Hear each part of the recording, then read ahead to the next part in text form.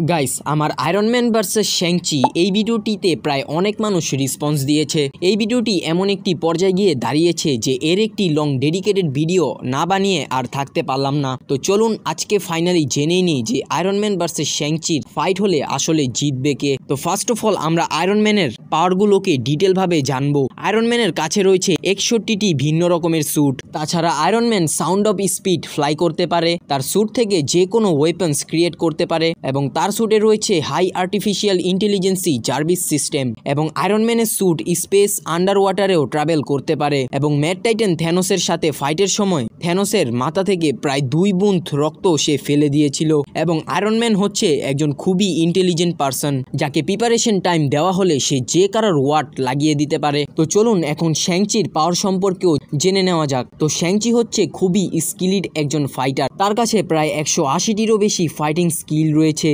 সে মাত্র 4 বছর বয়স থেকে এই ফাইটিং ট্রেনিংগুলো নিয়ে আসছে। তাছাড়া তার কাছে রয়েছে 10 রিংস, যেটির মাধ্যমে সে ইনমর্টালিটি পর্যন্ত লাভ করতে পারে। তো এই ছিল শ্যাংচির কিছু পাওয়ার এবং এবিলিটিস।